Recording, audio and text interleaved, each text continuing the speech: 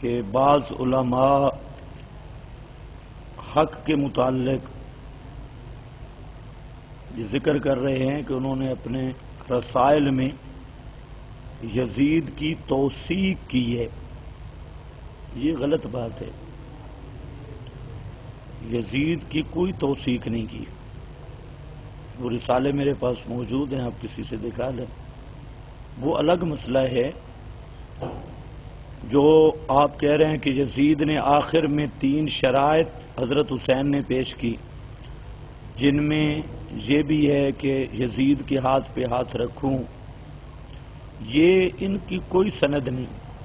یہ ہم بھی بیان کرتے ہیں شیعہ کو الزاماً، شیعہ کتب کے اندر موجود ہیں، اور ہم شیعہ کو الزاماً یہ بات کرتے ہیں کہ تمہاری کتابوں میں یہ بات لکھی ہے.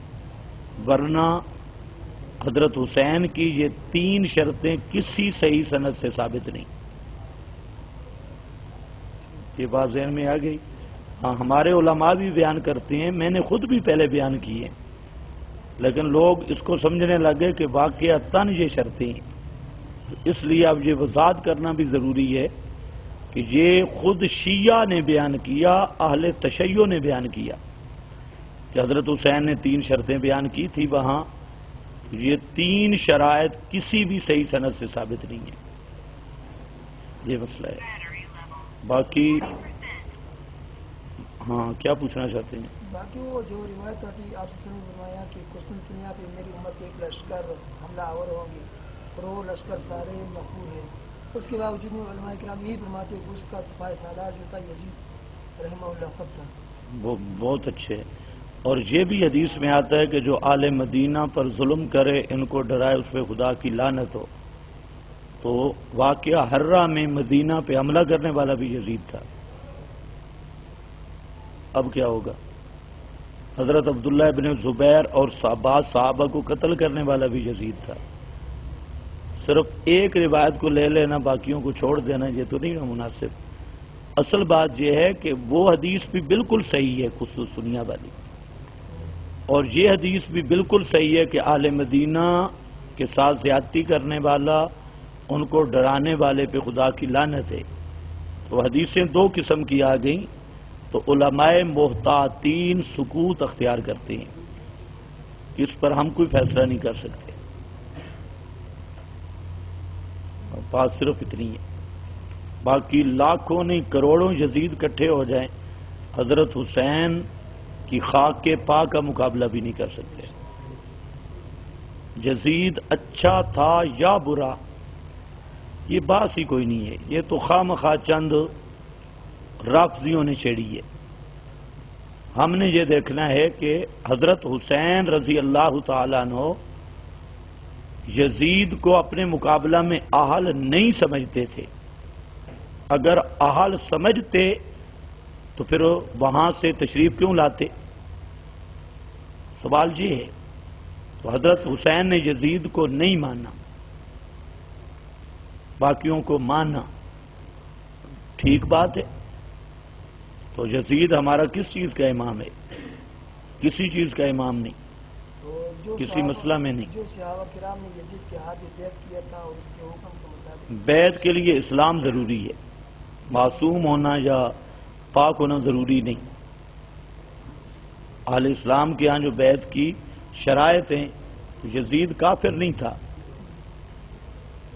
یہ تو پکی بات یہ ہے کہ وہ فاسق تھا یا نہیں. تو ہم کہتے ہیں یزید کے ہم جج نہیں ہیں، وہ اللہ کی عدالت میں پہنچ چکا ہے. تو اگر اچھا تھا ٹھیک ہے، برا تھا تو اپنے گناہوں کی سزا خود بھگتے گا. تو خلاصہ یہ ہے کہ ہمیں اس کے متعلق کوئی، چونکہ تاریخی باتیں ہیں، با سند صحیح کوئی بات نہیں ملتی. جہاں تک روایتوں کا ہے تو روایتیں دونوں قسم کی ہیں، قسطنطنیہ والی بھی اور دوسری بھی.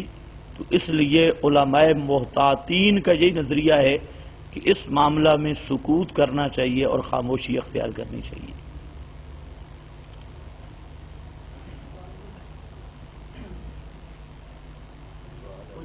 جی جی.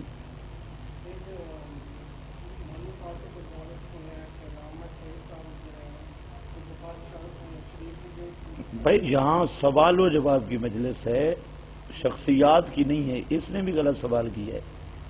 کسی شخصیت کی مجلس نہیں. وہ آپ آ جائیں میرے مکتبے میں کسی شخصیت کے، جہاں عقائد کے متعلق سوال و جواب، فقہی مسائل کی بھی یہ مجلس نہیں. کیا حضرت عبداللہ اور حضرت آمنہ آل بیت سے ہیں یا نہیں؟ بھائی حضرت عبداللہ جو آپ کے والد ماجد ہیں اور حضرت آمنہ یہ بعثت سے پہلے وفات پا گئے، اور یہ زمانے فطرت کے لوگ ہیں. زمانے فطرت کا مطلب ہے کہ اس زمانے میں جہاں پر وحی کا نزول نہیں ہوا، حضرت عیسیٰ کے آسمانوں پر اٹھائے جانے کے بعد سے نبی کریم صلی اللہ علیہ وسلم کی بعثت تک تقریباً 600 سال سے اوپر نیچے عرصہ بنتا ہے.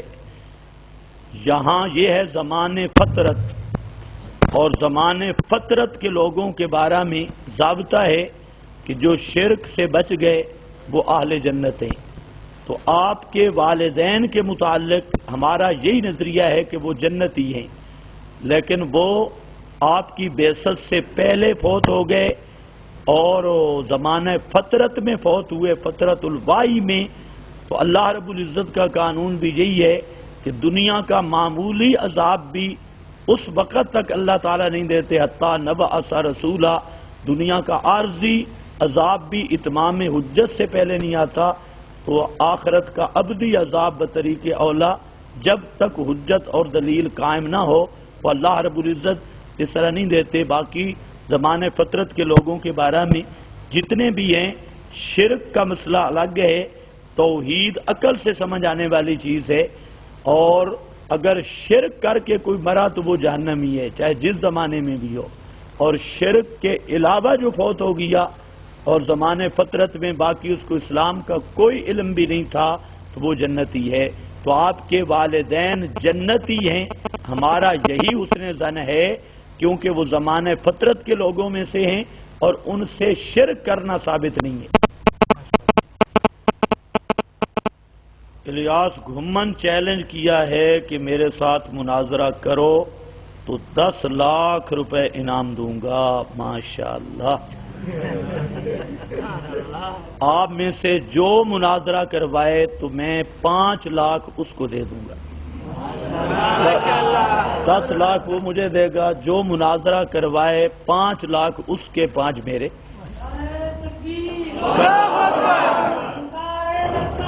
شیر کی للکار ہے. لیکن بات ذہن میں رکھ لو، یہ الیاس گھمن 52 مقام سے بھاگے، 50 اور 2 52. اور میری پیشین گوئی بھی ذہن میں رکھ لینا، یہ الیاس گھمن مرنے تک تو مناظرے کے لیے تیار نہیں ہوگا. اور ہم نے دیکھ لیا اس میں کوئی غیرت نام کی چیز نہیں، صرف کلپ تیار کر لینا. اب آپ میں مختلف لوگ آئے ہوئے ہیں، تو اس نے کہا 10 لاکھ روپیہ انعام دوں گا. میں مسجد میں بیٹھ کے کہہ رہا ہوں کہ اس والے 10 لاکھ سے 5 لاکھ اس آدمی کو دوں گا جو ہمارا مناظرہ کرائے گا.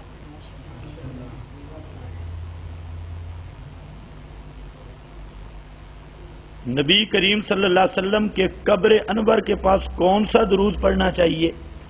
وہی درود جو اللہ کے رسول نے بتایا ہے اور صحابہ نے پڑھا ہے. رسول اللہ صلی اللہ علیہ وسلم کا بتایا ہوا درود اور صحابہ کرام کا پڑھا ہوا درود وہ شروع ہوتا ہے اللہم صلی علی محمد سے.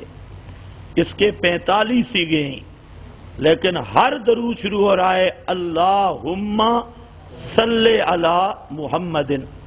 یہی درود نبی کریم علیہ السلام نے بتلایا، یہی درود صحابہ نے پڑھا.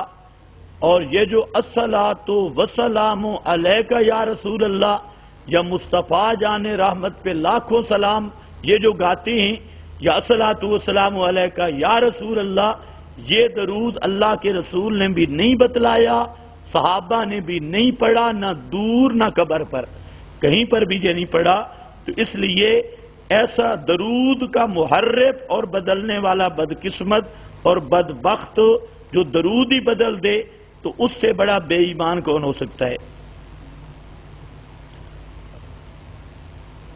کوئی ترتیب سے دو. کیا آپ کے والدین بیت نسبی کے اندر داخل ہے؟ ابھی آپ کو سمجھ نہیں آئی.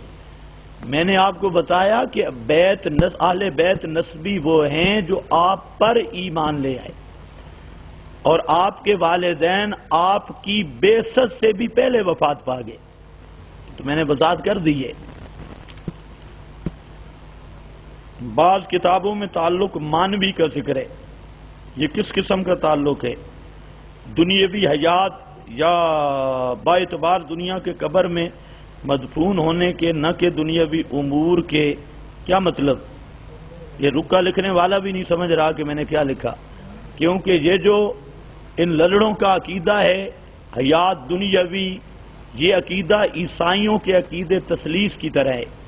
جس طرح عیسائی عقیدہ تثلیث کی آج تک کسی پوپ نے وضاحت نہیں کر سکی اور نہیں کر سکتا. ایک اور تشریح کرتا ہے، دوسرا اور. تو یہی حیات دنیاوی کی ان کی تشریح ہے. بھئی بات صاف ہے، موت کے ساتھ دنیاوی حیات ختم ہو گئی. اب یہاں چونکہ چنانچہ کی کیا ضرورت ہے؟ آپ نے بخاری شریف سے ابھی میں نے حوالہ دیا تھا کہ اب موت کے بعد اخروی حیات کا دور ہے، برزخی حیات کا دور ہے. اور اللہ نے فرمایا وَلَلْآخِرَةُ خَيْرٌ لَكَ مِنَ الْأُولَىٰ. اولا سے مراد دنیاوی حیات اور آخرت سے مراد اخروی حیات. اللہ فرماتے ہیں میرے پیغمبر آپ کی اخروی برزخی حیات دنیا والی حیات سے بہت بہتر ہے. میرا سوال یہ ہے کہ جس کو اللہ بہتر فرما رہے ہیں وہ حیات کیوں نہیں مانتے؟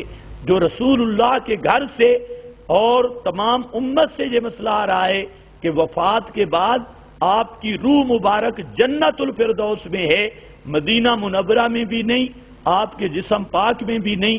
آپ کا جسم مطہر تر و تازہ اسی طرح مدینہ کی قبر میں ہے، اور آپ کی روح مبارک زیر عرش جنت الفردوس میں ہے. اور قیامت کے دن آپ کی روح بھی بدن میں واپس آئے گی. اور قرآن نے صاف کہہ دیا انکم بعد ذالک لمیتون ثم انکم یوم القیامت تبعثون. اتنا صاف سری آیت کے ہوتے ہوئے دنیاوی حیات دنیاوی بھی برزخی بھی یہ کوئی اندر کا بیماری کہہ سکتا ہے، کوئی صحیح مسلمان نہیں کہہ سکتا. قتل جسم ہوتے ہیں تو زندہ بھی جسم ہے.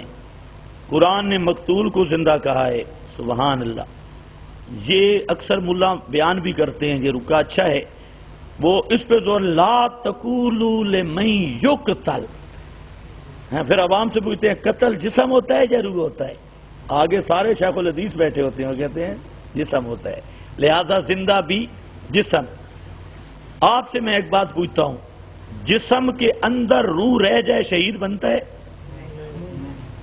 اس کو کیا بولیں گے؟ غازی. کیا بولیں گے؟ شہید کو شہید کہتے اس لیے لِأَنَّ رُوحَهُ تَشْهَادُ فِي الْجَنَّةِ. شہید کو شہید کہتے اس لیے ہیں کہ اس کی روح بدن سے جدا ہو کر جنت میں چلی جاتی ہے. شہید کا معنی یہ ہے کہ اس کی روح جدا ہونے کے بعد سیدھی جنت میں حاضر ہو جاتی ہے. تو اور جب تک روح جسم کے اندر ہے تو وہ شہید ہے ہی نہیں، وہ غازی ہے. تو یہ جو آدمی کہنے والا اتنا جاہل ہے، یہاں لفظ تین ہیں. ایک لفظ مقتول قتل، ایک لفظ مجروح زخمی ہونا، مضروب مارا ہوا جس پہ ضربیں اور جس کو مار پڑی. جسم مقتول نہیں، جسم مضروب اور مجروح ہے، زخمی ہے، مقتوع ہے، ٹکڑے ٹکڑے ہوا ہے. ورنہ القتل کا معنی مفردات امام راغب سمیت 26 لغت کی کتابوں میں یہ صاف لکھا ہے کہ القتل ہوبا انفکاک الروح عن الجسد کالموت. قتل کا معنی روح کا جسم سے جدا ہونا ہے. اگر روح جسم کے ساتھ لگی ہے تو پھر قتل ہے ہی نہیں، یا تعلق باقی ہے پھر قتل ہی نہیں. تو یہ تو خود شہادت کا منکر ہے. پھر آپ یہ بتائیں کہ یہ مسئلہ جو ہے قتل جسم اور زندہ روح، جہاں پنڈی کے چند مولوی ہیں، یہاں شاہ سے میرے پاس آئے، میں نے کہا کہ ان سے ذرا لکھوا کے لاؤ، ان مولوی نے لکھ دیا کہ قتل جسم اور زندہ بھی جسم یہ قرآن کا مسئلہ ہے۔ میں نے کہا ان سے لکھواؤ، جو یہ نہ مانے اس کا حکم کیا ہے؟ انہوں نے کہا وہ کافر ہے۔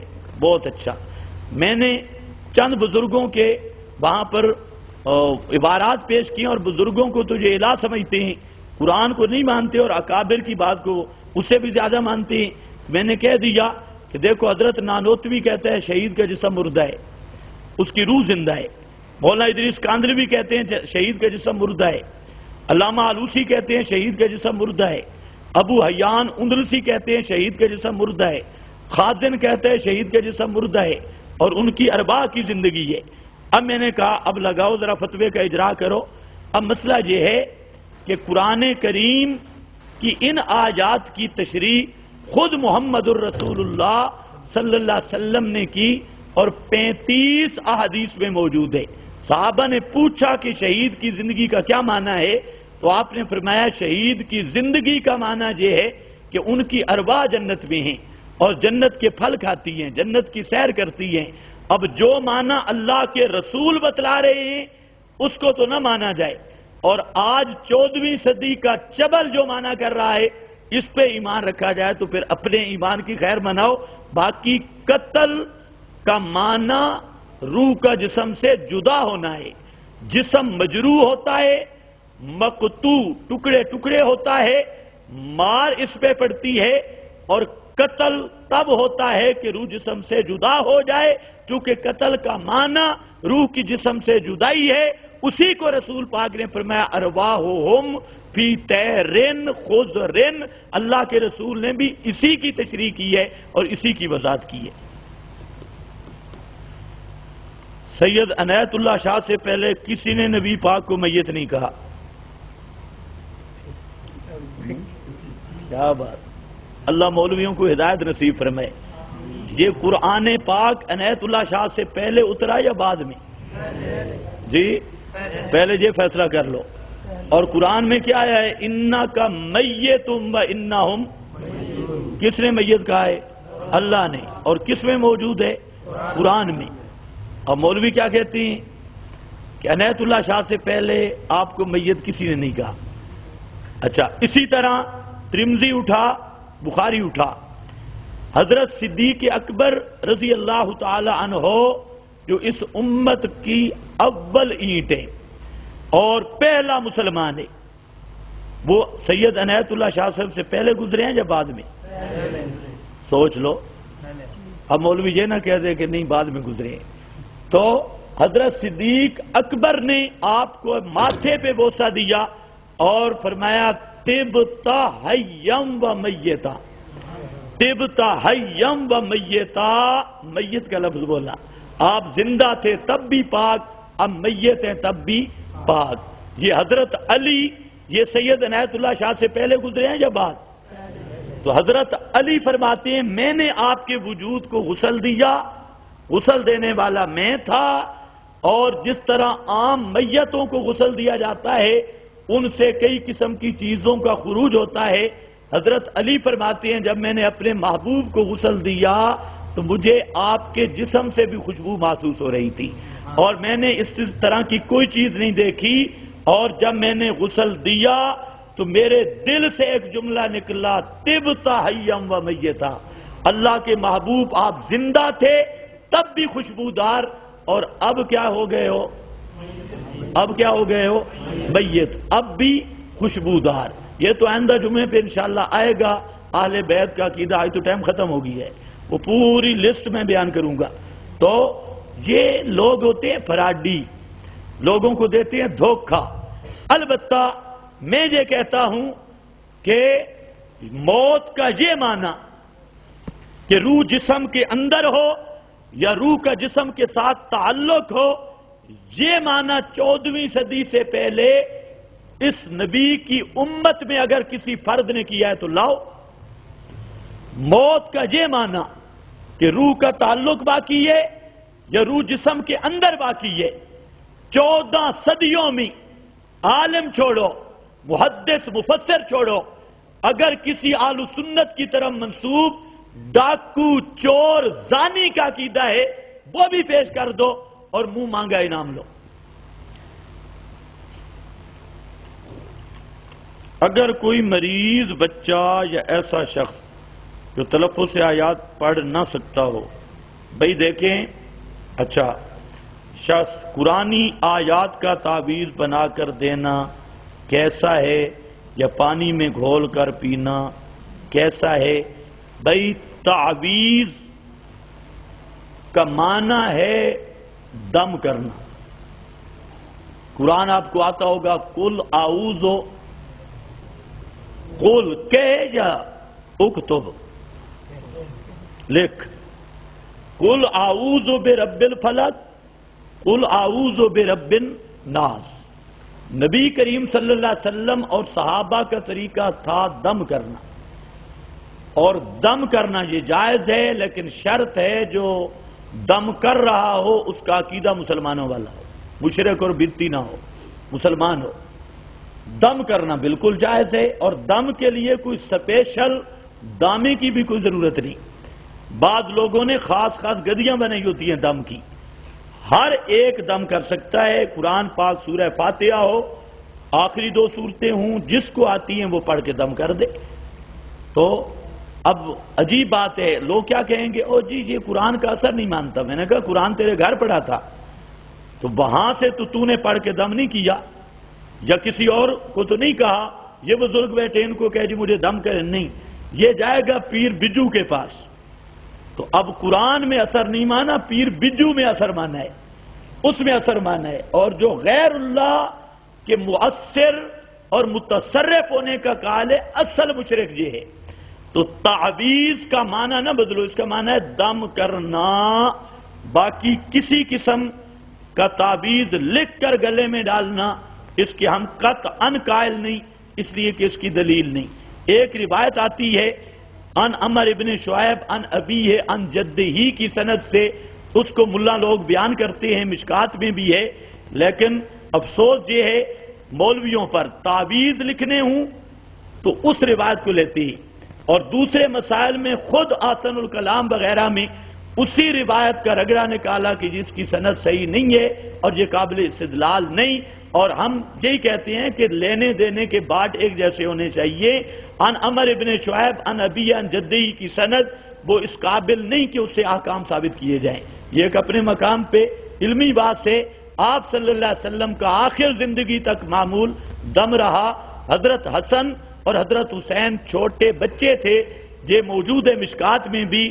تو وہاں پر رسول اللہ صلی اللہ علیہ وسلم یعوذہما، یعوذ الحسن والحسین بکلمات التامات، آپ صلی اللہ علیہ وسلم اللہ کے آسماء حسنہ پڑھ کے حضرت حسن حسین کو دم کرتے تھے. تو حضرت حسن حسین لکھ نہیں سکتے تھے، آپ نے یہ نہیں فرمایا کہ چلو ان کو لکھ دو، یہ پڑھ نہیں سکتے یا لکھ نہیں سکتے تو تم ان کے گلے میں ڈال دو. آپ نے حضرت حسن حسین کے گلے میں نہ تعویذ ڈلوائے اور نہ لکھ کر دیے، بلکہ وہاں پر یعوذ آپ اللہ کے اسماء پڑھ کر دم کرتے تھے. تو شریعت میں اصل چیز دم ہے. باقی جتنے یہ تعویذی دکاندار اور سپیشل بیٹھے ہیں یہ سب فراڈی ہیں اور امت کا ایمان اور مال لوٹنے کے چکر میں ہیں. بتی میدان جہاد میں لڑتے لڑتے مر جائے تو وہ بالکل کہتا ہے شہید ہوگا. شہید تو ہوگا لیکن ہوگا شہید فی النار. ایک ہے شہید فی الجنہ، ایک ہے شہید فی النار. ایک ہے کہ جس کی روح فوراً جنت میں پہنچ گئی، دوسری اس کی روح فوراً جہنم میں پہنچ گئی. تو بدعتی اعتقادی جنگ میں مارا جائے تب بھی جہنمی ہے. المہند کا عقائد علماء اسلام مانا کرنا درست ہے یا نہیں؟ آپ ویسے اندازہ کریں بھئی علماء دیوبند کے قرآن و سنت والے عقائد تھے یا اس سے ہٹ کر تھے؟ خود سوچیں. ہم کہتے ہیں قرآن و سنت سے اگر کوئی ہٹ کے کسی کا عقیدہ ہو ہم اسے مسلمان ہی نہیں مانتے. اکابر ماننا تو دور کی بات ہے. باقی المہند یہ 14ویں صدی کا مبنی بر فراڈ رسالہ ہے جس کی نہ اصل ہے نہ نسل ہے. یہ جس کی طرف منسوب کیا گیا یہ خط وہ پہلے فوت ہو گئے، اور وہ خط کس کے پاس رہا؟ اگر للڑوں جیسے دیانت دار ہوں تو ان کی دیانت تو ویسے واضح ہے، وہ تو ویسے قابل اعتبار نہیں، اور اس کا نام المحنت تھا ہی نہیں. یہ عبد اللطیف جیلمی اور قاضی مظہر چکوالی 2 آدمیوں نے شائع کروائی اردو میں، اور اس کا نام رکھا المحنت، یعنی عقائد علماء دیوبند. یعنی میں اتنی جہالت کا ارتکاب کیا، اللہ جانے یہ کس لغت کا ترجمہ ہے.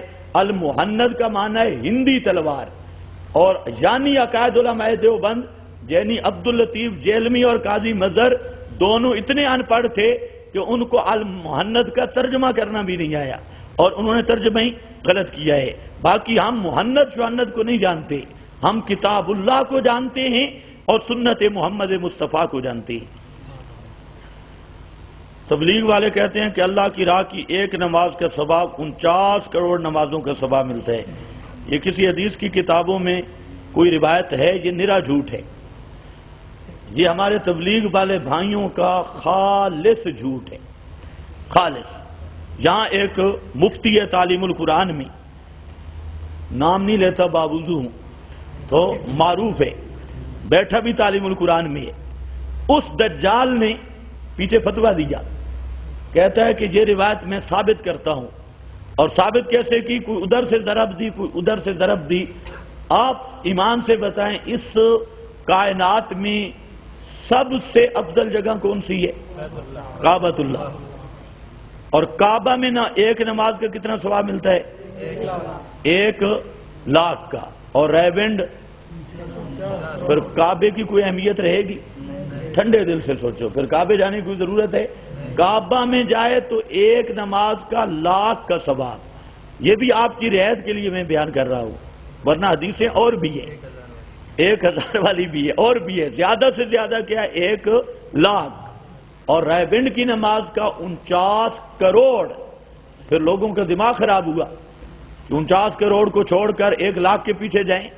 تو اس کی وجہ بیان کرتی ہے کہ ہم ان جاہلوں کو وجہ بھی بیان کر دی. بعض نے یہ وجہ بیان کرتے ہیں کہ چونکہ یہ ہم اللہ کی راہ میں ہیں، تو جو کعبے جائے وہ کس کی راہ میں ہوتا ہے؟ جو حج پہ جا رہا ہے وہ کس کی راہ میں ہے؟ اب آپ بھی نہیں بولتے، بھائی کوئی ناراض نہ ہو جائے. وہ تو اللہ کے لیے نہیں جا رہا. اللہ نے تو فرمایا وَلِلَّهِ عَلَى النَّاسِ، للہ، حج خالص اللہ کے لیے. اور یہ کعبے کس کے لیے جاتی ہیں؟ تو اگر اللہ کے لیے جاتے ہیں تو وہ بھی اللہ کا راہ ہے. اس لیے یہ تعبیل نہیں. اس مفتی ریاض نے بھی یہ تعبیل کی اللہ کی راہ میں، لیکن اس چبل مفتی کو یہ نہیں پتا کہ حج کا راستہ بھی اللہ کی راہ ہے. وہ سمجھ رہا ہے یہ کسی اور کی راہ ہے. تو اس لیے یہ 49 کروڑ کی کوئی روایت نہیں. یہ رسول اللہ پر واضح جھوٹ ہے، اور جان بوجھ کے رسول اللہ پہ جھوٹ بولنے والا، اس کو اللہ کے رسول نے فرمایا فَلْيَتَبَوَّأْ مَقْعَدَهُ مِنَ النَّارِ، وہ پکا جہنمی ہے. اور ملا علی قاری نے کہا جو جان بوجھ کے، اور علماء نے لکھا جان بوجھ کر رسول اللہ پہ جھوٹ بولے وہ مسلمان ہی نہیں ہے. عقیدہ حیات کے قائل مشرک ہے یا بدعتی. اس نے اس کو پوری تقریر نہیں سمجھ آئی. آپ حیات کے منکر ہیں؟ ہاں، جو عادتاً سننے کا قائل ہے، مرنے کے بعد کسی کے متعلق بھی عادتاً سما کا قائل ہے، یا یہ نظریہ ہے کہ روح نکلی ہی نہیں، اندر اندر رہ گئی، تو یہ پکا زندیق اور ملحد ہے. اس کے نہ پیچھے نماز ہوتی ہے اور نہ اس کی ادب تعظیم کرنا جائز ہے، اس کی توہین ہی واجب ہے. قرآن کریم کا ختم کرنا جائز ہے. پہلے تو امریکہ کی سازش ہے قرآن ختم کرنا، اب آپ نے شروع کر دی. کسی کے باپ سے بھی قرآن ختم نہیں ہو سکتا. تو یہ جو سازش کرتے ہیں بدعتوں پر، یہ اصل میں قرآن ختم کرنا چاہتی ہے. آپ کو پتہ نہیں سمجھ آئیے کہ نہیں؟ یہ بدعتوں پر نام بھی ختم رکھا، یہ قرآن کے دشمن ہے اور قرآن کو ختم کرنا چاہتے ہیں بدعات میں لے آ کر۔ قرآن خوانی کا اجتماع جو مربج ہے، جس کو ختم کہا جاتا ہے، اس کا ثبوت رسول پاک سے بھی نہیں، صحابہ سے بھی نہیں، ائمہ سے بھی نہیں، اور یہ خالصتاً بدعت اور کئی بد رسموں پہ مشتمل ہے، اس لیے یہ قطعاً جائز نہیں۔ خود قرآن پڑھو جتنا پڑھ سکتے ہو، اور ساتھ یہ بھی بتاؤں جن حافظوں، قاریوں، مولویوں کو تم بلا کے ان کا پیٹ بھرتے ہو نا، خدا کی قسم وہ پڑھتے بھی نہیں ہیں، ان کی نظریں ہوتی دیکھ کی طرف ہے، اور تمہارے چاولوں کی طرح وہ پڑھتے چھڑتے نہیں ہیں۔ وہ تم تو کہتے ہو اب اماں جنت کے 8ویں دروازے سے نکل گئی، لیکن وہاں نہ اماں تک کوئی چیز پہنچتی ہے نہ ابے تک۔ اور یہ سب فقہا نے لکھا ہے روٹی ختم والی اور یہ چاول، یہ تو نرا عوض بنتے ہیں اور نرا ناجائز ہیں، اور نفس اجتماع قرآن خوانی کا یہ ثابت ہی نہیں، یہ مجلس بدعت ہے، رسم ہے، اور اس کا عذاب ہے۔ اب آپ کی مرضی، آپ ایصال ثواب کریں یا ایصال عذاب کریں۔ میرے سوال کا جواب بھی تفصیل سے عنایت فرمائیں۔ اچھا جی، جو میں نے لیٹر میں لکھا ہے، اللہ جانے تیرا لیٹر کہاں گیا، وہ لیٹر کہیں ہے تو دو بھائی، یہ آدمی آج ہی آیا ناراض ہی نہ ہو جائے، یہ آیا بھی سپیشل لیٹر لے کے۔ حدیث من صلی اللہ علیہ عند قبری سمیتو صحیح ہے یا موضوع؟ بالکل من گھڑت اور نرا جھوٹ۔ 35 محدث نے کہا ہے کہ یہ روایت نرا جھوٹ ہے، موضوع علی رسول اللہ۔ طارق جمیل کہتا ہے کہ عرش پر حضور نے اللہ تعالیٰ کو براہ راست دیکھا۔ بھئی اللہ تعالیٰ طارق جمیل کو ہدایت نصیب فرمائے۔ دنیا کا ہر جھوٹ اس شخص کی زبان سے نکلتا ہے۔ اب میں آپ سے پوچھتا ہوں، ام المومنین یہ مسئلہ صحیح جانتی ہے یا طارق جمیل صحیح جانتا ہے؟ ام المومنین فرماتی ہیں جو یہ کہے کہ معراج کی رات نبی پاک صلی اللہ علیہ وسلم نے اللہ تعالیٰ کو ان آنکھوں سے دیکھا ہے، وہ فراڈی اور کذاب ہے، اس نے جھوٹ بولا ہے، بخاری میں موجود ہے۔ تو اب ہم ام المومنین اہل بیت کی مانیں یا کسی مولوی کا نام لکھنے کی ضرورت نہیں؟ اور یہ جو مولوی ہے، اس کے لیے مفتی ضرب علی خان کو اللہ جزائے خیر دے، اس کا بھی عقیدہ تو ہر روز بدلتا ہے، بہرحال اس کے بیانات روزانہ نئے نئے ہوتے ہیں۔ طارق جمیل کے متعلق جو انہوں نے تبصرہ لگایا ہے، میں امید کرتا ہوں کہ مفتی ضرب علی کی نجات کے لیے وہی کافی ہوگا۔ زبردست تبصرہ لگایا، وہ ذرا سنو، موجود ہے، سنگین فتنہ۔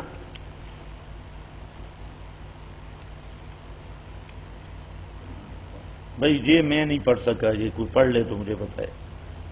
من صلی اللہ علیہ عند قبری، یہ وہی آ گیا۔ ہاں بھئی وہ بابے والا کدھر ہے تحریر؟ یا اللہ، یہ تو پوری کتاب لے کے آئے۔ رائے بینڈ کے تبلیغیوں کے ساتھ جانا چاہیے یا نہیں؟ قسطوں پر موبائل، فریج وغیرہ لینا۔ ہماری جماعت اعتراض ہے کہ ہم شرک کے مرتکب عام خاص کو کافر کہتے ہیں، جبکہ اس کے مقابلہ میں حوالہ دیا جاتا ہے کہ آپ نے عبداللہ ابن ابی کو بھی کافر نہیں کہا۔ جو یہ کہے کہ آپ نے عبداللہ ابن ابی کو کافر نہیں کہا، وہ خود کافر ہے۔ وہاں عبداللہ ابن ابی کے عنوان پر آ رہا ہے انہم کفروا باللہ ورسولہ۔ یہ الگ مسئلہ ہے کہ منافق کافر اور عام کافر میں فرق ہے، وہ ظاہری اجراء کا مسئلہ ہے۔ باقی ہم اچھا، حدیث کا حوالہ دیا جاتا ہے مسلمان کو کافر کے درمیان نماز کا فرق ہے۔ جی ہاں، حدیث بھی سمجھنی چاہیے، حدیث بھی سمجھ نہیں۔ کافر وہ ہوتا ہے جو کسی نص قطعی سے ثابت شدہ مسئلے کا منکر ہو۔ ہم صرف ایک ہی فتویٰ لگاتے ہیں، جو قرآن پاک کی یا حدیث متواتر کی کسی نص قطعی سے ثابت شدہ مسئلے کا انکار کرے، وہ چاہے خاص ہو تب بھی کافر ہے، عام ہو تب بھی کافر ہے۔ البتہ عام کو سمجھانا پڑتا ہے اور مولوی کو بغیر سمجھانے کے کافر کہنا پڑتا ہے۔ یہ قسطوں شستوں والے مسئلے بعد میں ذرا یہ اشتہار دیکھ لوں، فتویٰ جو وضاحت فرما دیں، مہربانی ہوگی۔ اچھا جی، السلام علیکم ورحمۃ اللہ۔ بعد السلام، نہایت ادب سے گزارش ہے کہ یہ سچ ہے کہ محرم الحرام حرمت اور عزت والا مہینہ ہے، اس میں کسی یار تو نے تحریر کو سوال تو نہیں پوچھا، کوئی سوال پوچھ تو میں بتاؤں، اب تیری تحریر میں لوگوں کو سناؤں، اتنا تو مجھے ٹائم۔ اچھا یہ تمہید ہے۔ سوال یہ ہے کہ آپ پھر 10 محرم اور حرام کو خوشی منانا یا شادی کرنا جائز ہے؟ محبت اہل بیت، خوف خدا کو مد نظر رکھتے ہوئے قرآن سنت کی روشنی میں تفصیلی علمی جواب عنایت فرمائیں، نوازش ہوگی۔ اچھا جی، اتنے لکھیا محرم 72 اہل بیت کی شہادت کا دن ہے۔ میرا بھائی مسئلہ یہ ہے کہ جہاں تک ایام کی بات ہے کہ جس دن کوئی ہستی شہید ہوئی تو اس دن کو سوگ کا دن بنا دیا جائے، ماتم کا دن بنا دیا جائے، یا جس دن کوئی ہستی پیدا ہوئی اس کو عید اور خوشی کا دن بنا دیا جائے، تو آپ نے جو تحریر کیا ہے یہ آپ بھی عمل نہیں کر سکیں گے۔ کوئی ایک دن ایسا نہیں جس میں کوئی نہ کوئی مقدس ہستی شہید نہ ہوئی ہو، اس پہ ظلم نہ ہوا ہو یا اس پہ موت نہ آئی ہو، اور کوئی ایک دن بھی ایسا نہیں جس میں کسی مقدس شخصیت کی ولادت نہ ہو۔ 1.25 لاکھ کے قریب انبیاء ہیں۔ اب پہلے تو وہ معلوم کرو کس کس دن وفات پا گئے، پھر ان میں کتنے شہید ہوئے، پھر بدر کے شہداء ہیں، احد کے شہداء ہیں، حنین کے شہداء ہیں، پھر ان کا نبی کریم صلی اللہ علیہ وسلم نے سالانہ غم اس دن میں منایا یا نہیں منایا، اس کا ثبوت بھی دینا ہوگا۔ آپ نے قطعاً نہیں منایا۔ حضرت علی شہید ہیں، حضرت حسن شہید ہیں، حضرت حسین نے اپنے باپ حضرت علی کی شہادت کے دن کو سوگ کا دن مقرر نہیں کیا، اپنے بھائی حسن کی شہادت کے دن کو سوگ کا دن مقرر نہیں کیا۔ اسی طرح آپ کے اور بہت سارے رشتہ دار، حضرت جعفر شہید ہیں، اور بڑے بڑے اہل بیت کے افراد شہید ہیں اور ان کی وفات بھی ہوئی۔ اصل مسئلہ سمجھ لیں کہ شریعت نے سوگ شرعی حدود کے اندر رہ کر 3 دن تک اجازت دی ہے۔ 3 دن تک کوئی بڑے سے بڑی شخصیت بھی فوت ہو جائے اس کے لیے 3 دن تک سوگ کی اجازت ہے، لیکن سوگ ہوگا شرعی حدود میں۔ اس میں اللہ کے نبی صلی اللہ علیہ وسلم نے فرما دیا، من ضرب الخدود وشق الجیوب ودعا بدعوی الجاہلیہ لیس منا، جو آدمی تھپڑ مارے اپنے گالوں پر اور سینہ کو بھی کرے اور بین کرے یا آوازیں نکالے جاہلیت کی طرح، اس کا میرے ساتھ کوئی تعلق نہیں۔ تو سوگ کے 3 دن ہیں لیکن حدود شرعیہ کے اندر رہ کر۔ اس کے بعد میرے نبی کی شریعت میں کبھی کسی کے لیے سوگ نہیں۔ ایک قسم کا سوگ وہ بیوہ عورت ہے جس کو 4 مہینے 10 دن عدت مقرر کی گئی، اس میں وہ آگے نکاح نہیں کر سکتی اور اپنی تزیین وغیرہ نہیں کر سکتی۔ اس کے علاوہ یہ طریقہ کہ جس دن میں کوئی ہستی شہید ہو، چاہے جتنے بڑے مرتبے والی ہستی ہو، اس دن کو سالانہ سوگ کا دن بنا لینا، یا جس دن کوئی پیدا ہو اس کو عید کا دن بنا لینا، یہ اسلامی تعلیمات اور شریعت محمدی میں تبدیلی کرنا ہے، تحریف کرنا ہے۔ شریعت میں اس چیز کی کوئی گنجائش نہیں۔ پھر اگر شہداء، اگر آپ نے شریعت بدلنی ہے، نئی شریعت لانی ہے، تو پھر ہمارا سوال ہے پھر تمام شہداء کا ایک ایک نام یاد کرو، اور جس دن وہ شہید ہوئے، حضرت حمزہ شہید ہوئے، حضرت فاروق اعظم شہید ہوئے، اور سینکڑوں نہیں ہزاروں شہداء ہیں، تو پھر آپ ہر دن ماتم کیا کریں، سوگ منایا کریں، پھر تو شادی ہو ہی نہیں سکتی، شادی کرنی نہیں چاہیے۔ پھر تو محرم الحرام عزت والا مہینہ، اور میں بیان کر چکا ہوں اس میں شادی کرنے کا اور زیادہ ثواب ہوگا، اور بدعات اور رسوم توڑنے کا اور زیادہ ثواب ہے۔ اور بھی کوئی بات رہ گئی ہے؟ وضاحت فرمائیں، مہربانی ہوگی۔ جی آپ آج تشریف لائے، یہ پچھلے جمعوں پر بیان ہو چکا ہے محرم الحرام کے عنوان پہ۔